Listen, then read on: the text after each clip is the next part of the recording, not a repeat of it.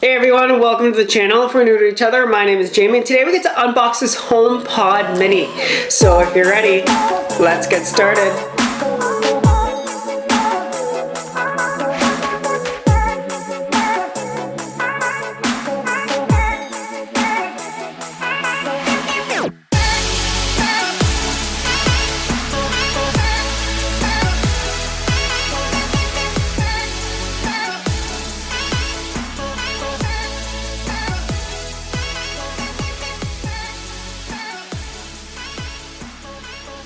So when I unboxed the M1 Mac Mini, I was not prepared to unbox it. I was expecting a pull tab like everything else. So this time I came prepared.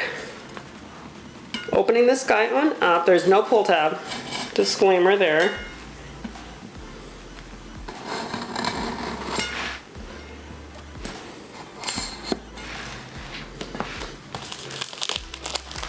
Once you remove the plastic, just shimmy it, shimmy. It's a real tight squeeze. Ooh. There's nothing inside the box. But there she is. I went with the white for the first time. I've been slowly transitioning to white and silver. Always been a space matte black, graphite kind of guy. Switching over to white. My current regular size HomePod is black, and it's over here on my right side. To you guys, probably your left. But this little guy is going to go over towards the opposite side speaker shelf, and I'm going to go with that dual pairing effect. And we'll see if there's a difference with the sound of the bass, one being the larger version, the other being the smaller version. Alright, so a couple notes about connecting it. It should be pretty straightforward. No, ooh! I jumped the gun. There's a secret sticker here that you have to slide out. Cool. I was not expecting a sticker, to be honest.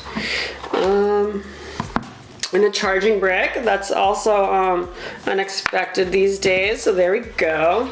I did have one just in case. I bought a couple extra from Anchor, but looks like I do not need it.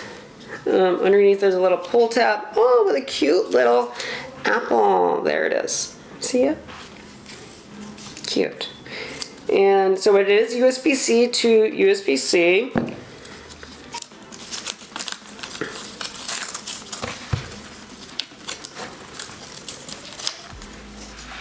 And it is a braided cord, which is really good. So if the cord wasn't detachable, I'm really glad it's braided so my cat can't chew on it, gnaw on it, because he really goes for these white cords.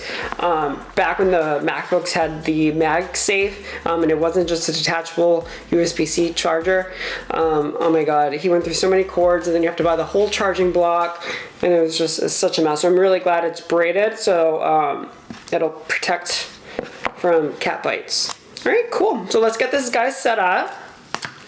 So one little problem that I ran into during the setup process is that normally the HomePod glows white when you first turn it on, either from an unplugged state or brand new state, whatever the case may be, but instead this HomePod started glowing orange. And I couldn't figure it out why. I thought there was something wrong with the HomePod. I could have sent it back to a little switch. But after doing some digging, I learned was don't hoard charging blocks.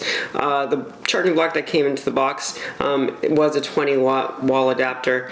I kind of put it to the side with all my other wall blocks since I have a couple USB-C ones already around here in the studio, but unfortunately one size does not fit all. The HomePod requires a 20-watt wall mount brick charger. I tried using one of my older ones, which apparently was only 18 watts, so it does not give the HomePod Mini enough power, hence the little orange glow that I ran into. So once I had attached the included charging block, it was pretty easy to go from there.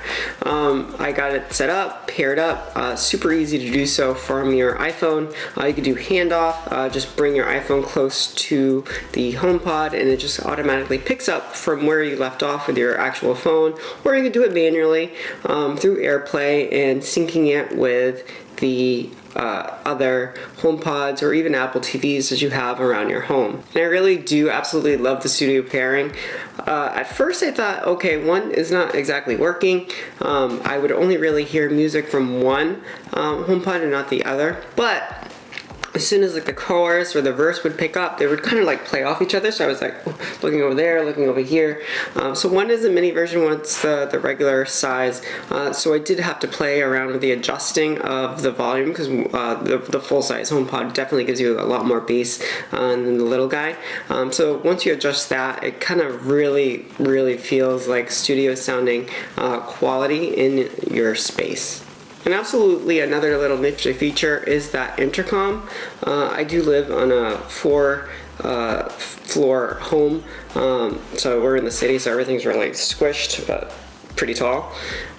So being able to have them around the home and just kind of sending messages. I don't always carry my phone around with me if, you know, I'm up and down, but being able to play any messages throughout the home is super handy. I definitely get in trouble when I get a text from like downstairs and I just don't acknowledge it because I'm not carrying this guy. It's big enough as it is with me up and down all the flights of stairs.